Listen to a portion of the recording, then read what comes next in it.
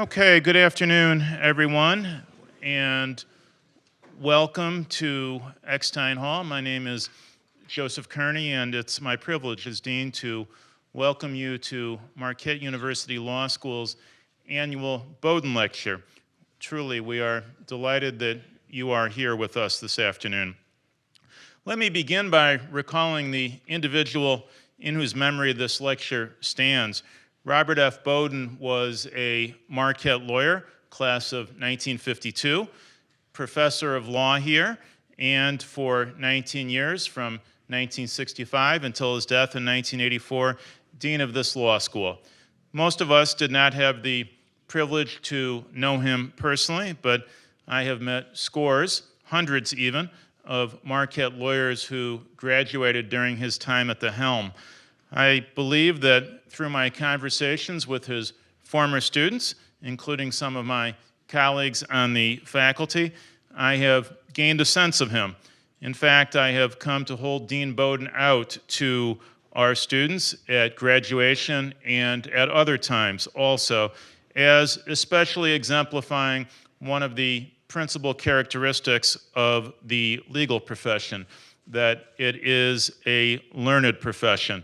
It is no wonder that after Dean Boden's death at a relatively early age, in his late 50s, many of his former colleagues and students undertook to help establish this Boden Lecture. Their efforts remain to the enduring benefit of those of us who are part of Marquette Law School today. This year's Boden Lecture is Professor Ann Lipton of Tulane University Law School, where she also serves as Associate Dean for Research. In her teaching and scholarship, Professor Lipton explores corporate governance, the relationships between corporations and investors, and the role of corporations in society. She is widely published and well regarded in the legal academy, now serving, for example, as one of the authors of Aspen Publishing's casebook on securities regulation. Her commentaries and takes have captured public attention as well. Before returning to law school to teach, Professor Lipton handled securities and corporate litigation at the trial and appellate levels in law firms in New York City and worked for a time at the Securities and Exchange Commission. She served as a law clerk for Judge Edward Becker of the U.S. Court of Appeals for the Third Circuit and Justice David Souter at the U.S. Supreme Court. She holds degrees from Stanford University and Harvard Law School. Today, she is with us, and for this year's Boden Lecture, we'll speak of chameleons and ESG. Won't you please join me in welcoming Professor Ann Lipton.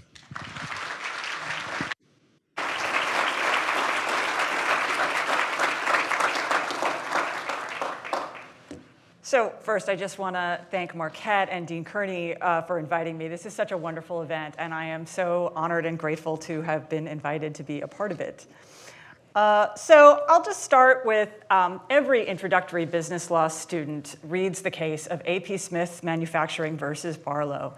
And on the very slight chance that some members of the audience perhaps don't recall exactly what they learned in their introductory business law class, in that case, the question was whether the directors of A.P. Smith Manufacturing were permitted to cause the company to donate $1,500 to Princeton University over the objections of some of its stockholders.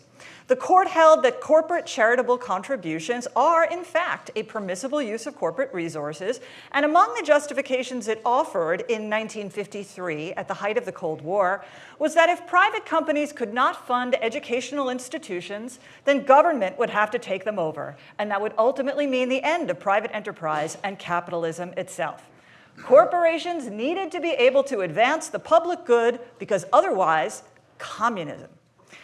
Fast forward to 1970, when Milton Friedman, an economist who would eventually win the Nobel Prize, published an essay in the New York Times where he argued that corporate directors are stewards of shareholders' investment and can only legitimately use those resources to increase corporate profits for shareholders' benefit. If business people, businessmen, writing in 1970, used corporate resources, shareholders' money, to achieve broader social aims, they would be engaging, in his words, in pure, unadulterated socialism. Okay, so it's communism if corporations don't advance the public good, and it's socialism if they do. MSCI is a financial services company, and its CEO recently argued that investing with a view to a corporation's environmental and social performance, ESG investing, that we'll unpack that a little bit more, he said that favoring companies with good environmental and social performance is necessary to protect capitalism. Otherwise, government intervention is going to come, socialist ideas are going to come. Now I'm confused. A few months ago, Elon Musk, CEO of Tesla and the owner of the company formerly known as Twitter, said in an interview that investing based on a corporation's environmental and social performance, ESG investing, is communism rebranded. So there's some disagreement here. One view is that businesses are only authorized to pursue profit.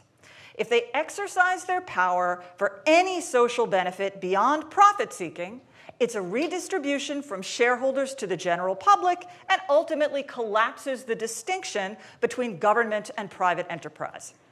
The alternative argument is that if private businesses use their resources to benefit the public as a whole, they make it unnecessary for government to fill that space, and government's footprint can shrink. It's how we preserve capitalism instead of having a government-planned economy. I highlight this to illustrate a couple of things. First, these conversations tend to be framed in hyperbole. But more importantly, both sides of the debate are trying to keep government and private enterprise separate. So today, what I want you to think about is how feasible that is at all. So begin, just basically, business corporations, obviously, they make money by selling goods and services to customers. But in order to provide those goods and services, corporations incur expenses. They have to pay money to their suppliers to buy more raw materials. They have to pay wages to their employees. They have to pay interest to their lenders. Sometimes they even pay taxes to the government. If they violate the law, they'll pay fines, and they'll pay penalties, and they'll pay damages, and any money they have left over after that is profit. Profits are what the shareholders can claim. And because shareholders only get what's left over after everyone else is paid, shareholders are the ones who get to vote for corporate management, corporate directors. Corporations can increase their profits by increasing their revenues. They can raise their prices. They can sell to more people. And they can increase their profits by minimizing their expenses. So when the CEO, the board of directors, make decisions about running a company, should they be concerned about the welfare of all corporate stakeholders, by which I mean all people whose lives are touched by corporate activity? Or should they worry about employees, customers, surrounding communities? Or should they only be concerned with maximizing the profits for their shareholders? This is actually the oldest debate in corporate law. It's so old, it's sometimes called the Great Debate, and it dates back to a century at least, to when corporations first grew large enough to have a major impact on American life. But stripped to its core, this is actually a debate about regulatory method. It's a debate about what is the most effective and fairest mechanism for regulating corporations. Corporations have unlimited life. They can last forever, far beyond the lifespan of humans who contribute to them. They coordinate the resources of thousands of employees and contractors and hundreds of thousands of investors. The corporation as a legal technology is an extremely powerful thing. And that power can be used for good. It can be used to build necessary infrastructure, to conduct critical research, to provide great works of art and the fundamental necessities of life. But corporate power can also be abused. Corporations may destroy our environment. They may produce goods that are shoddy or dangerous. They may mistreat their employees or form monopolies that squeeze out competitors and stifle innovation. For that reason, we regulate corporations. We try to limit and channel their activities so that we get as many benefits of the form as possible while limiting the harms. We have minimum wages, employment law, safety law that requires that the factory floor not cause accidents.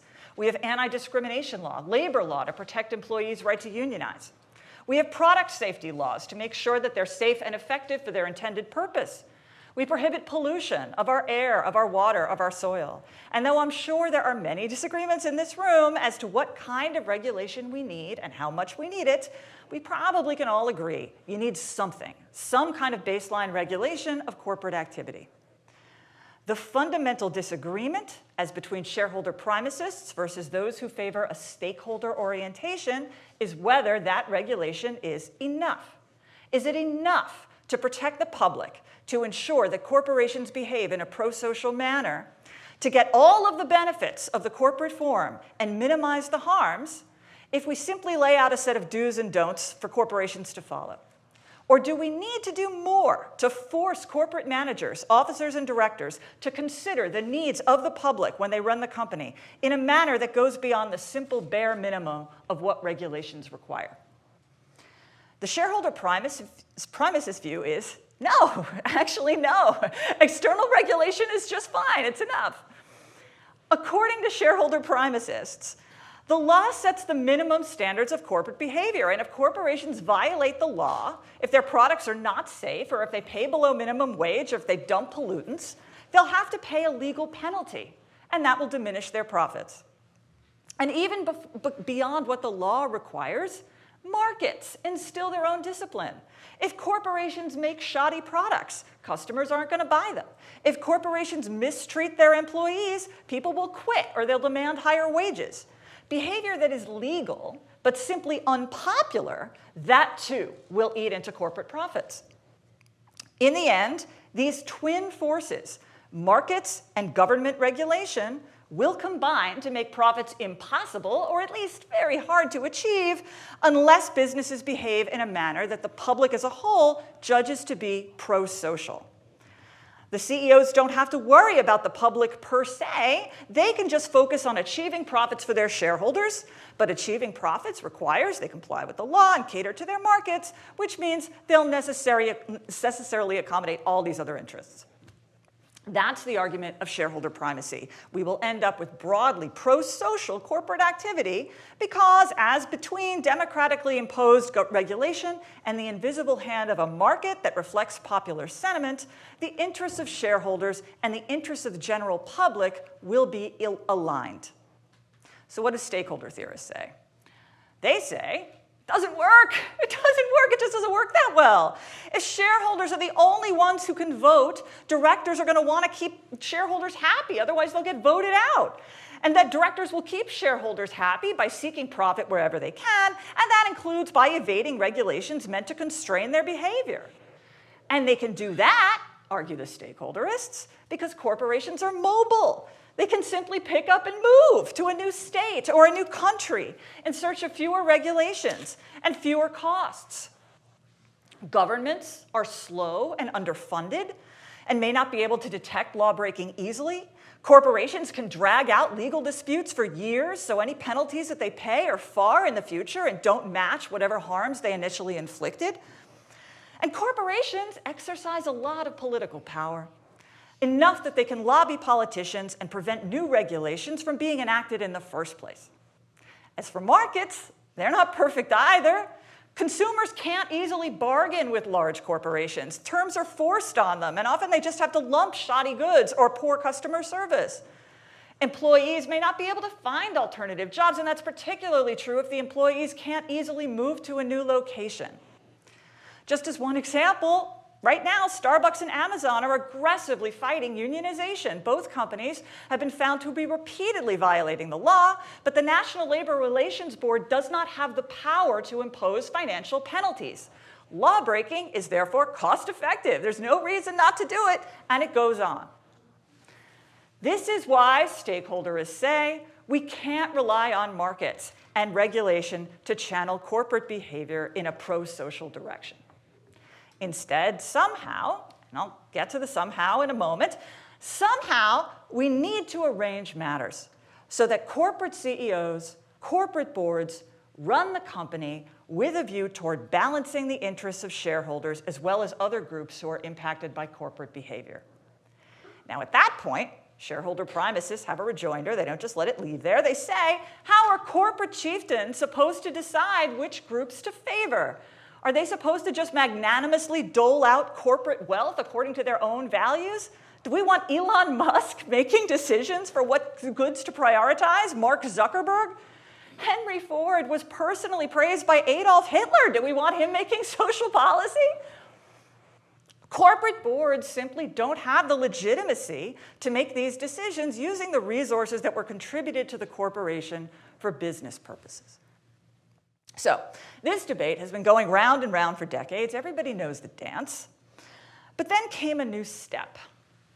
What if corporate boards did not decide what social goals to further? What if instead that decision came from the shareholders themselves? Investors will decide what kind of social policies they prefer. They'll choose to invest in the companies they think are pro-social. They'll vote for policies they think are pro-social. And these companies will find it easier to raise capital. And management will enjoy greater shareholder support. And ultimately, we'll have more socially responsible corporations. Why would investors even want to do that, you ask? Because they're people. They have to live on this planet. They may work for a living. A lot of investors are workers who are saving for retirement in a 401k. And they make much more money off their salaries and their health benefits than they do their investments. They are consumers. They want competent and affordable medical care. In their capacities as non-shareholders, they want corporations to do no harm, just like everybody else. If they own property in New Orleans, where I am, or in Florida, or in California, they really care right now about climate change. And if investors are the ones who are entitled to corporate profits, they should be able to reallocate those profits to workers or to the community or to saving the environment if they choose to do so. So this solves what I'll call the Henry Ford problem. Now, one criticism of this approach, and this was recently voiced by several candidates for the Republican presidential nomination, it was voiced by Pence and DeSantis and Ramaswamy, is that this is an end run around the legislative process. It's an attempt by advocates to win policy concessions that they can't win through the procedures of democracy. To which I think the stakeholderist response is something like, yes, that is exactly what they are doing. Because remember how we got here. The premise of stakeholderism is the regulatory process is not working. Our government is sclerotic and dysfunctional. We are about to see a shutdown on October 1st, if I'm not very much mistaken. Exhibit A. This doesn't work. Policies that Americans overwhelmingly support can't get any traction. For example, most Americans want stricter gun regulation. Most Americans want higher taxes on the wealthy and for undocumented immigrants to have a path to citizenship.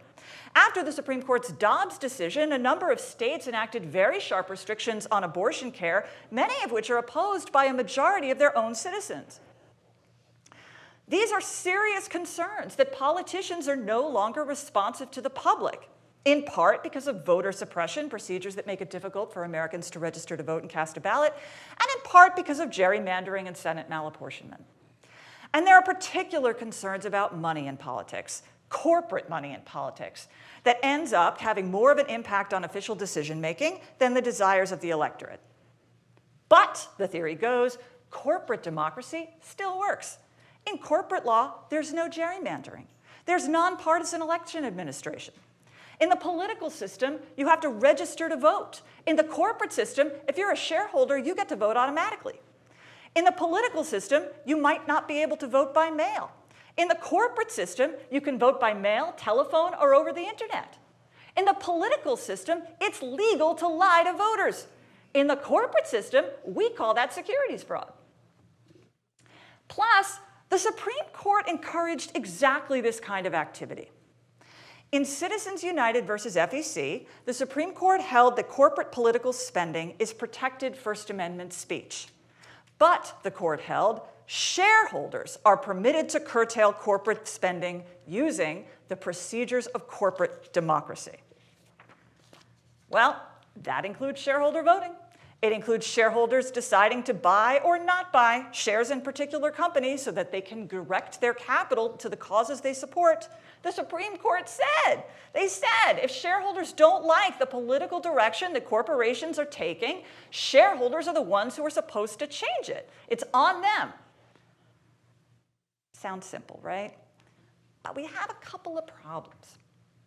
First is, this is not stakeholder capitalism, not in any way, because this proposal is that the shareholders, the capital class, decides whether and to what extent they're willing to sacrifice profits. We assume the profits belong to them in the first place, and we say they're the ones who get to decide how they get to be reallocated.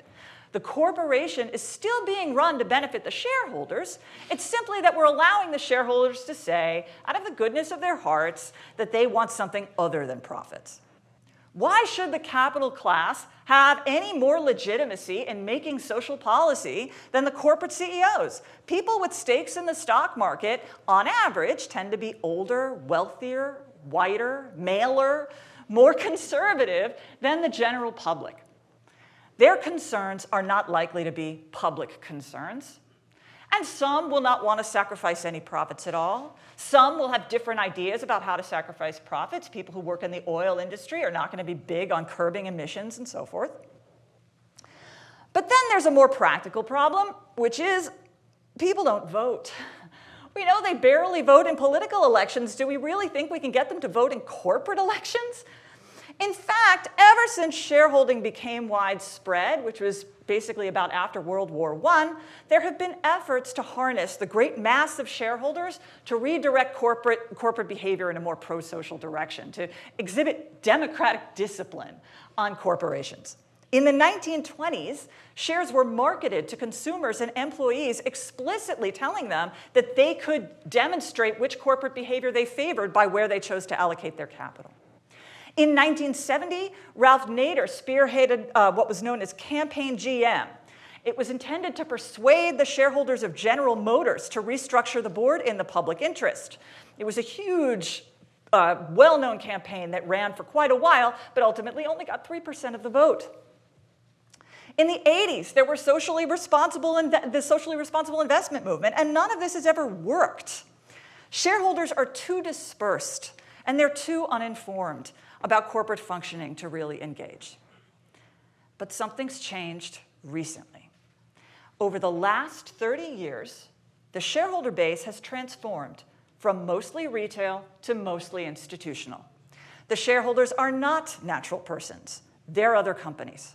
They're pension funds, for example. These are trusts that promise union members or public employees that they'll have some kind of guaranteed income when they retire.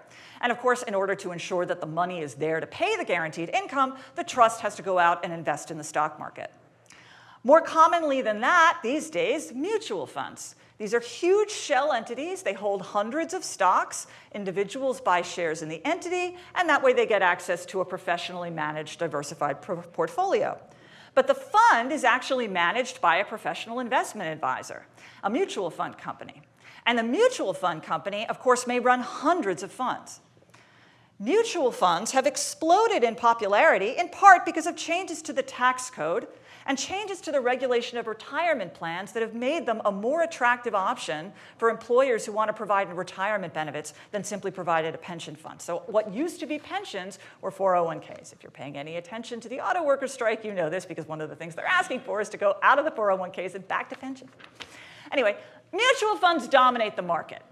The three largest mutual fund complexes collectively are the largest shareholder in over 40% of all US-listed companies. The three largest mutual fund complexes collectively own 25% of the S&P 500. They are massive and they are concentrated. And they are regulated by law. They are required to cast votes. They can't just ignore votes the way individual investors can. They hire professional advisors, two big companies in particular, ISS and Glass Lewis, to review every corporate ballot that comes up and advises them on how to vote. And those advisors are also subject to federal regulation. And now this idea, this project of getting the shareholders to exercise more control over corporate conduct, now it can actually work. Enter ESG. So what is ESG? ESG stands for Environmental Social Governance. And the phrase refers to a particular approach to investing and correlatively to managing a company, but it starts with the investors putting the pressure on the company to take these things into account. The theory is that investors, and therefore corporate boards, should attend to how their business affects and is affected by the environment, how their business affects and is affected by human relationships with employees, with customers, with the surrounding communities.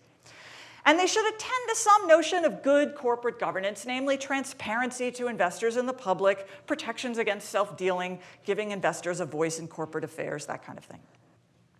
Investors may choose to invest in companies that score highly on ESG metrics, or they can cast their votes to express a preference that management adopt ESG policies to mitigate the environmental impact of their actions, to improve working conditions, and so forth. But wait, investors aren't people. They're institutions. They're the titans of Wall Street. If these institutions force corporations to sacrifice profits to effectuate social policy, we're back to the Henry Ford problem. Managers of mutual fund companies don't have any more legitimacy than corporate CEOs to make social policy. Which is precisely why institutional investors are subject to a host of regulations that either require or at least strongly encourage them to maximize the value of the fund without regard for other concerns. For example, ERISA, that's the statute that regulates private pension funds, and it requires that trustees act solely in the financial interests of the fund. Public pension funds aren't regulated by ERISA, but they tend to have similar standards. Most people who have shares in a mutual fund are investing through a 401k retirement plan. Well, 401k has rules, and among those rules is when you get a menu of mutual funds to choose from, the funds that are put on that menu have to be selected solely for financial considerations. So any mutual fund that wants a slice of that retirement business, and that's most of them, they're going to have to try to maximize the value of the fund because that's their only chance to get in a menu where potential retirees can actually choose it. Then there are the hedge funds.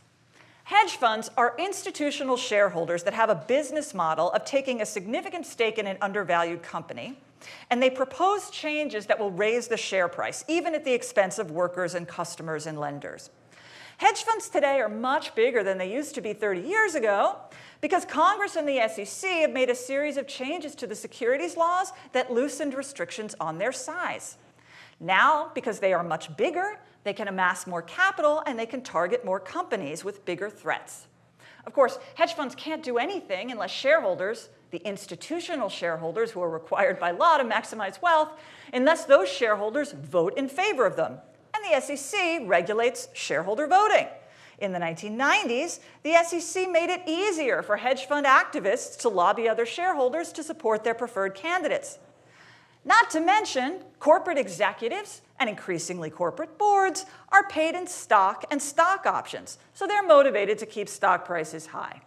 That, too, is at least in part a product of federal law, because the securities laws require that companies disclose the relationship of executive pay to returns to shareholders. And federal law, until very recently, provided tax benefits when corporate executives were compensated based on their performance. Given all that, how can ESG advocates convince these institutional investors to promote pro-social policies at their portfolio companies? They can argue ESG is actually a financial concern. Doing good will, in fact, maximize profits. This isn't charity. This isn't shareholders generously sharing profits with other groups. In fact, pro-social behavior does pay off, at least in the long term. For example, climate change. Governments around the world are requiring that companies reduce their carbon emissions, and investors may, purely as a financial matter, want to know their portfolio companies will be able to comply cost-effectively. You can say the same thing about social factors. If companies mistreat their employees, they'll have high turnover, they'll have labor unrest, and it will cut into profits. If they don't have a diverse workforce, if they keep women and people of color out of positions of power, they may be vulnerable to a Title VII lawsuit, or more subtly, they may miss marketing opportunities. They may not be able to keep up with cultural trends. Before the Civil Rights Act passed, there were a lot of companies that discriminated against African American workers, and African Americans boycotted those companies. Eventually, those companies gave in and started to diversify the workforce. They didn't do it because they were socially responsible. They did it because they weren't making sales because of the boycotts. Plus, A company with a good reputation will avoid regulatory entanglements in the future. We're seeing this now with artificial intelligence. A bunch of tech companies have signed on to a voluntary pledge about ethical development in AI. Is that because they're concerned about accidentally building the next Skynet? I mean, maybe? I'd say that, but it seems much more likely they want to persuade Congress that when Congress eventually legislates, which it will certainly do, that it doesn't need to take a heavy hand. The companies are behaving responsibly anyway. This is the MSCI position. It's the AP Smith versus Barlow position. When corporations practice good citizenship, they forestall the need for government intervention, thus minimizing government size and protecting private enterprise. And this is, in fact, where ESG comes from.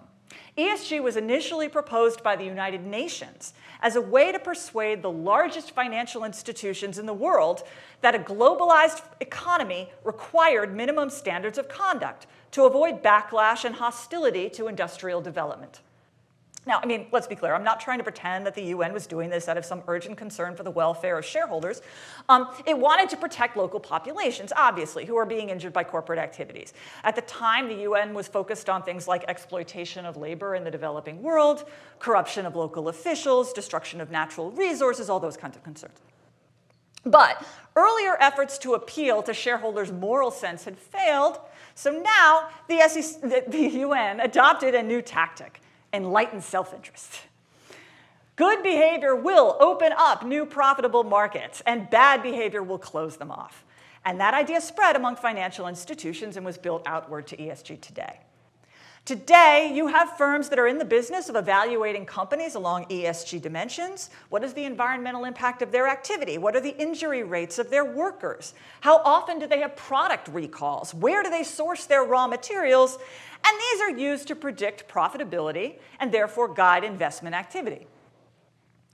So, even though ESG is probably thought of in common parlance as a kind of moral approach to investing, that's actually not how it's discussed in finance, where it's discussed purely in economic terms. This idea that we should evaluate a corporation's social performance in order to predict its profit-making potential is not at odds with shareholder primacy. It's the underpinning of shareholder primacy.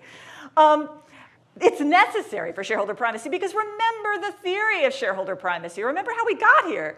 It's that CEOs should only worry about profit and society, regulators, markets, decide what kinds of activities are or aren't profitable. The entire justification for shareholder primacy, the entire reason anyone thinks it's okay for CEOs to run these massive corporations solely with a concern for shareholder wealth, to exercise that kind of power with respect to the rest of society, is that we assume that society is arranged matters so that profits cannot be achieved through antisocial behavior. That power is, in fact, being regulated.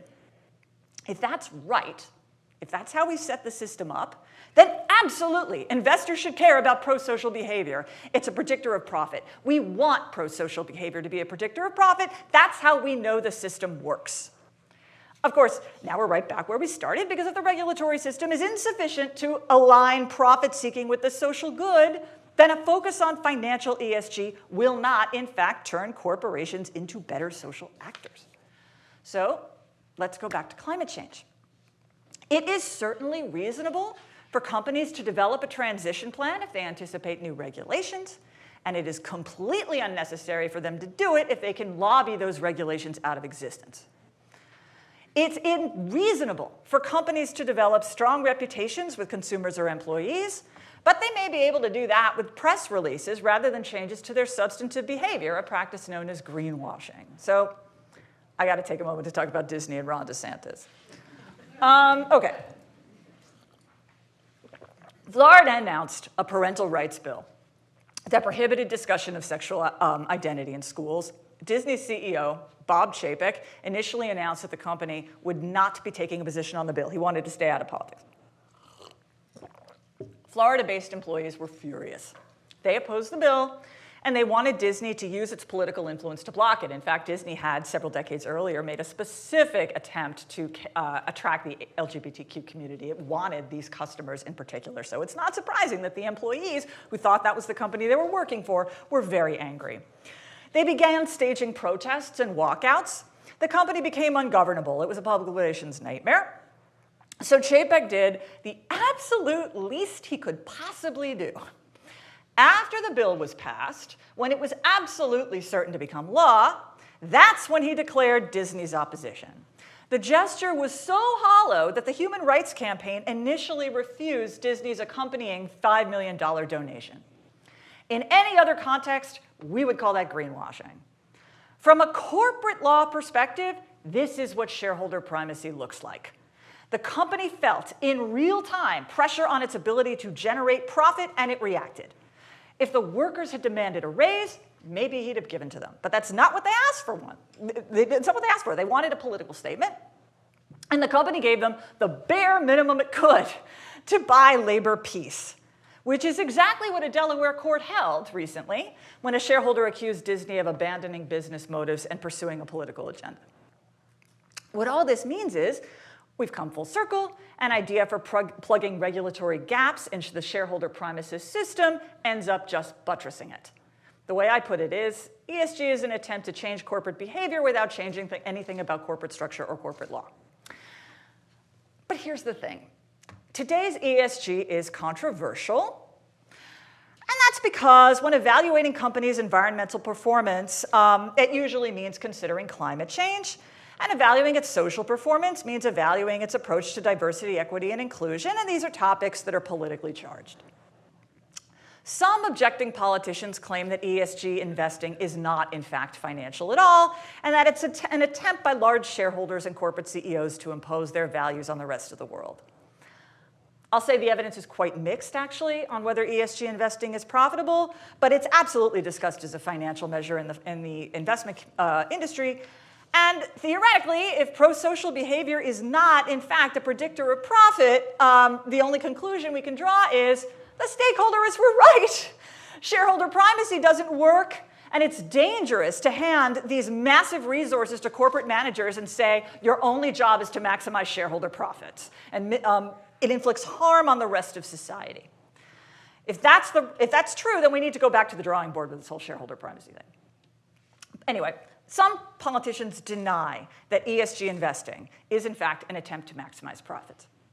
Other politicians are actually explicit. They don't care whether it maximizes profits or not. They just don't like the outcome. So I'm based in Louisiana. My state treasurer said he wanted Louisiana's public pension funds to invest in oil and gas and not follow ESG divestment policies. He wanted to make sure that they invested in oil and gas because that's where our jobs are. Okay, that's not a claim that ESG investing is unprofitable. That's a claim that pension funds should be used to prop up local industry. And maybe he's right. That's a political decision. But it's not an argument that pension fund trustees are abandoning wealth maximization. In any event, there's been this ESG backlash, and that's led to a slew of proposals to eliminate or limit ESG investing. So I want to mention just a few of them. First, one way shareholders influence the corporate agenda is by putting proposals on the proxy ballot for other shareholders to vote on. So there's an annual shareholder meeting, and if you're a shareholder who has a certain amount of invested in the company, you're allowed to include certain items on the proxy ballot so that all the shareholders can read it and read your arguments and vote yay or nay. That's a right that's been available under federal law since 1938, and it's often used for ESG topics like asking for more reporting on carbon emissions, asking for reporting on diversity, that kind of thing. Conservatives have proposed to eliminate the right to put items on the proxy ballot, or at the very least, to limit it so that it can't be used for ESG topics. Another proposal would limit pension funds' ability to use ESG metrics when making investment decisions. Now, let me be clear. Pension funds are already required to maximize the value of the fund and only make decisions to maximize the value of the fund. But some proposals go further to say that if they can't use ESG factors when doing so, or if they do use ESG factors, they have to extensively document why they think that this is financially valuable. They wouldn't have to do it for any other kind of consideration. They would have special regulations of paperwork just for the ESG topics. And of course, we know how much fund administrators love paperwork. The Biden administration rejected this and actually went the opposite route. They passed a new Labor Department rule that says pension funds are permitted to consider the financial impact of ESG factors, and Congress voted to block that. The Biden administration vetoed it, and now 25 states are suing to get rid of the Labor Department rule that says you may consider ESG investing, ESG factors when administering a pension fund. The SEC is currently considering whether to require public companies to disclose information about their exposure to climate change risk and about their emissions activity. Conservative politicians have prepared litigation to bar any rules that may go into effect, which would mean that investors would not have access to this information if they wanted to make it part of their investment analysis.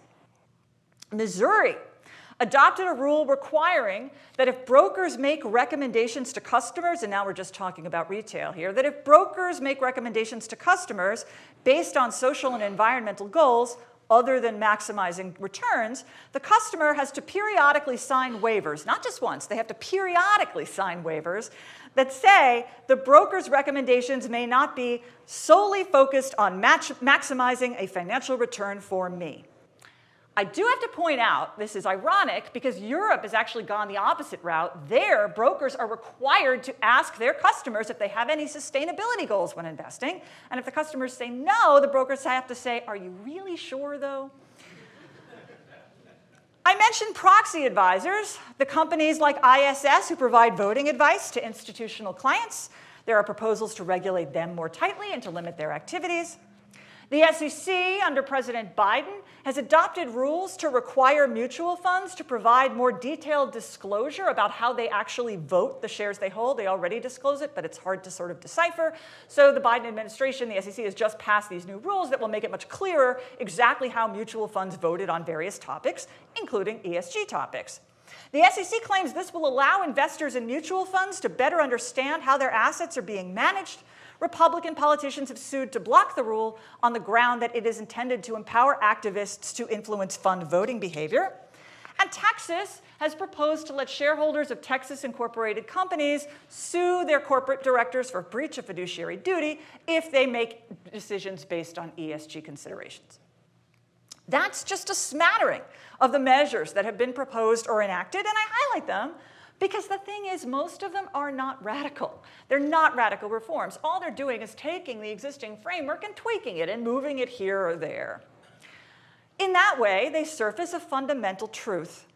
How power is exercised in a corporation is very much a function of law, of governmental choices. 80% of shareholders are institutions, and that's partly because securities regulation, tax policy, and labor policy encouraged institutionalization of the shareholder base. Institutions are regulable, and they are regulated. Their size is controlled by law. They may be required or not to diversify their holdings or hold only liquid assets. The compensation they pay their managers is regulated, which affects their incentives. As the ESG wars demonstrate, we regulate how they make decisions and the duties of the advisors they hire. All of these legal choices impact how they exercise influence within the corporation. More regulations address the rights of shareholders. Are shareholders allowed to put items on the corporate proxy ballot? What kind of items are they allowed to put on the ballot? How free are they to coordinate with other shareholders? That's the entire field of proxy regulation that's been around since 1934. What this demonstrates is that even if you agree that corporations should only act to maximize the value of the shares, regulators constantly have to tinker with the legal regime in order to actually make that happen, which ends up with politicians trying to decide what kinds of investment strategies are or are not profitable. Let's think about some recent developments.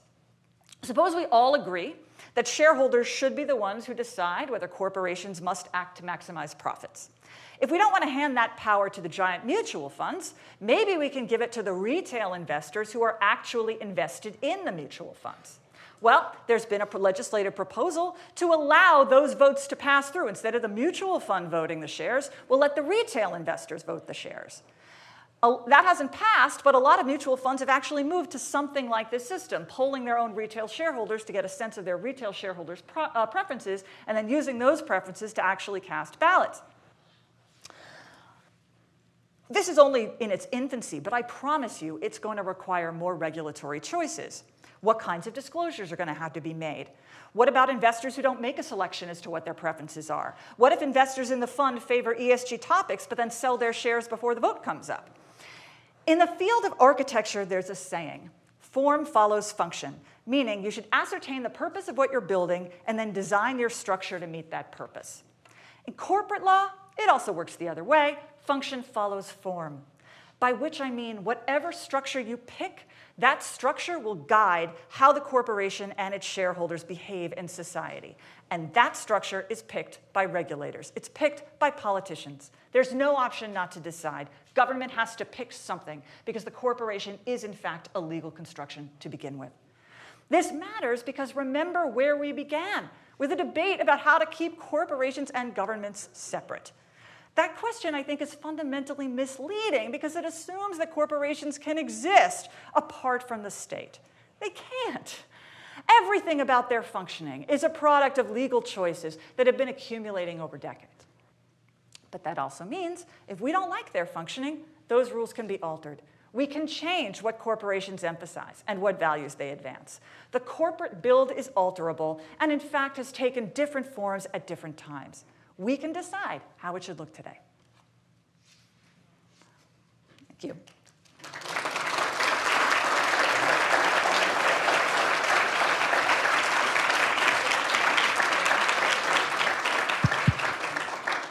Thank you. We have time for a number of questions, and so if you have one, if you want to raise your hand, and I will recognize you in one sense or another, and I believe our tech team will be able to amplify from where you are speaking. So please. Yes, in the first row here. You just talked about corporate structures controlling behaviors. Have you looked at the different types of IRS rules and regulations and how they define corporations, whether they be nonprofit, leagues, non-business formations? Okay, so I'm not at all a tax person. I know very little. I know literally nothing about nonprofits.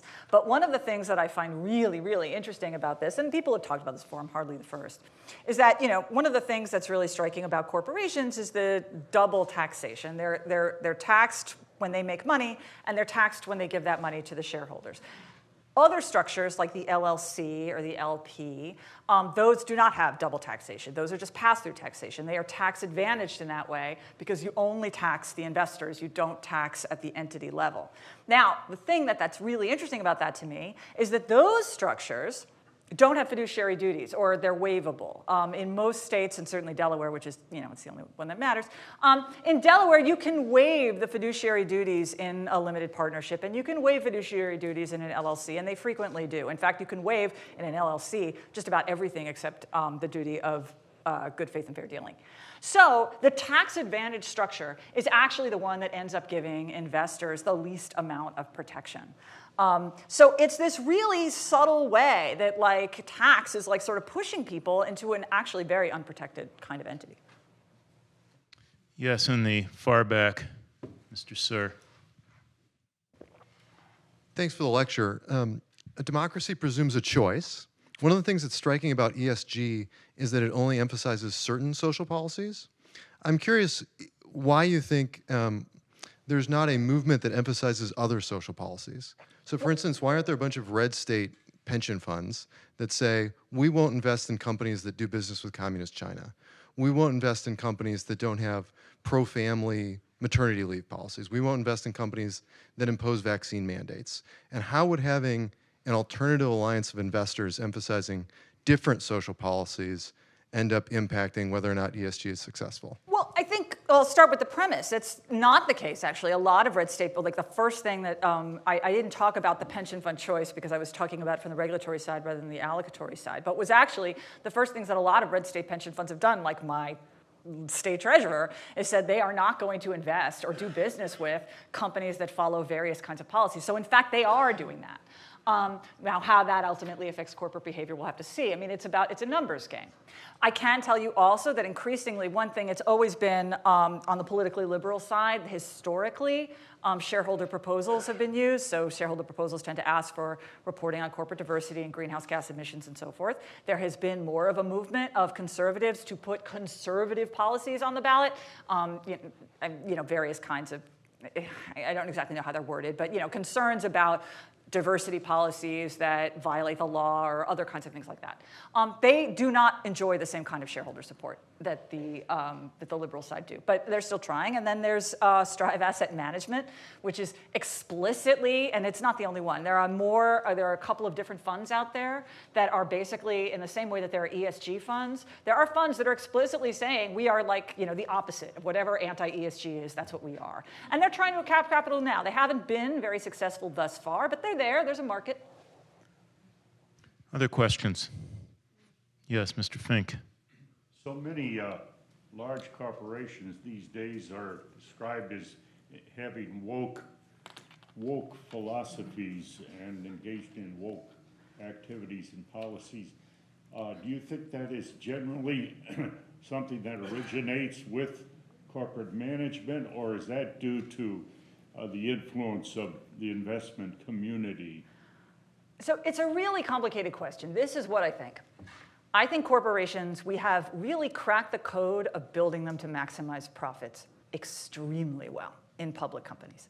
I've just given a sampling. It is just, they are laser focused on profits, and that is because of this build that has been building over time, which includes institutional shareholders who are judged on their ability to maximize wealth. And it's because of executive pay-based stock and stock options that has just skyrocketed over the past several years. And the market for corporate control has become much more vigorous because of reforms of the proxy voting. So I think that companies are very, very attuned to what will maximize profits.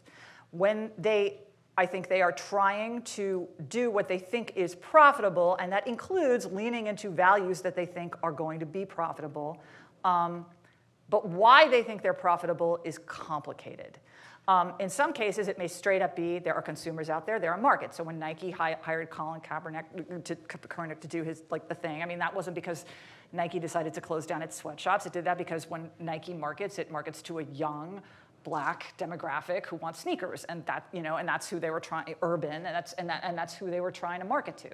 I think in some cases, there's also been sort of this anticipatory regulatory issue where they think that if they create the impression that they're doing something about X, they can avoid regulation on X. And in some cases, they may, the Business Roundtable came out with a statement, we think we need to enhance value for all our stakeholders, not just our shareholders. And everyone said, oh my God, the Business Roundtable's gone woke. No, the Business Roundtable came out in the middle of the Democratic primary when it looked like Bernie Sanders or Elizabeth Warren was going to get the presidential nomination. And very often they lean into what they think is going to be public sentiment. Now, what I think there's been a real push at the board level to diversify boards, to add more women and people of color. That's been a big thing recently, and that's definitely come from all sides. It's come from investment banks, it's come from institutional shareholders. I don't think there's any reason to think they think that's profit maximizing in the traditional sense. The evidence on that is not particularly strong. I do think they think it gives them more social legitimacy. As in, if a company is going to turn out to have broken the law and they had contaminated baby food or they're moving jobs overseas or whatever terrible thing it is that do, I think they had the sense that it looks better if it comes from a diverse board instead of an all white, it puts a softer face on the exercise of corporate power. So it's a profit maximizing move, but a really subtle one that's a sort of public relations kind of thing. But we can see right now that they may have misjudged exactly what the public relations effects are. Now, how much that's going to persist or go on, I'm really not sure. I'm not the arbiter of public opinion. But to the extent that some of this, I think, there's a certain PR aspect that is about what they think is going to be social legitimacy. I think they're doing it for profit, and it's coming from, but the shareholders, but themselves as well. But they're leaning into what they think where the public is. They don't always get it quite right. We have time for At least one more question, please. You can go ahead. We'll be, actually, back there, we'll need to get you the microphone.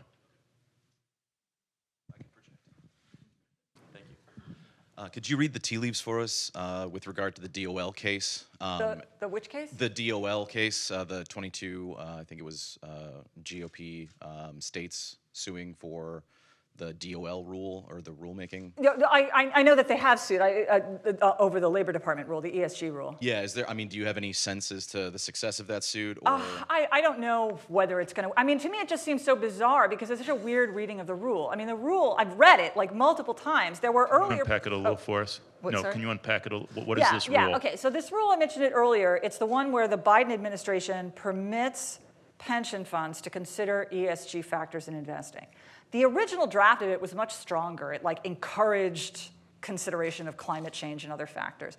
And now the rule is very soft, and it just says you must consider only financial factors. You can only consider, it's very clear, it doesn't change the law, but it says you may take environmental, social, governance factors into account when you're doing your financial calculus. And that's being sued to be blocked. I'm sort of baffled because I think you have to really like hold it upside down and cross out words and maybe write lemon juice on it and read it backwards to read it as anything but like complete discretion, but only in financial sense. But there's a lawsuit anyway, and I honestly cannot begin to guess how that's going to come out. It's in the Fifth Circuit. Yes, we'll make this our last question, please. Do you think it's necessary for ESG advocates in America to push financial institutions like hedge funds or pension funds to invest in ESG companies such as Stellantis or Tesla, because most of these ESG companies are money-losing companies. Why can't ESG advocates just let capitalism run its course in terms of letting these companies, be profitable on their own and make good products? Well, I mean, I think it's not about, first of all, they aren't just investing in particular. I mean, it's a mix. So generally, shareholders can do two things. They can invest or not invest, and they can vote. A lot of shareholders are indexed investors, so they have to invest in whatever's in the index, which means they aren't picking the companies. The most that they're doing is voting. And I mean, as I said, these days, ESG is very much designed around the idea that this is ultimately going to be profitable. And certainly that's what a lot of investors will tell you. Obviously, there are some who will doubt that. I don't know. I think it's probably, maybe there's some covering up for a social goal, but there really is a lot of actual, for real, honest-to-God money behind figuring out which social behaviors are, in like labor stuff is more profitable. There are like charts and numbers and things. So I think there really is a financial aspect to this. And that's basically what they're trying to do. They're trying to get a leg up. Now that's a problem with any kind of active investing strategy or a strategy like that, is those are risky strategies, and they may or may not work. And so that's really all they can do. I mean, so if they're what they're trying to do is if they're trying to find a profitable way of going about this, then they're going to allocate their capital to the companies that they think are most likely to be profitable or vote for policies that they think are most likely to be profitable. So I think that we will conclude here. Let me say three things at least, just to maintain my discretion, as we conclude. One, we will have a reception right outside in the Zilber Forum, and if you have other questions for Professor Lipton, you are welcome to buttonhole her there. Second, I want to say thank you to all of you for coming out this afternoon for our annual Boden lecture. And third, I especially want to thank Professor Lipton for a very fine Boden lecture. This is where I wanted to maintain my discretion. I liked all aspects of it, but especially the fact that it bodes really well for the legal profession in terms of what's going to be needed in the future. Almost every reform does, but this one perhaps especially. So thank you to all of you.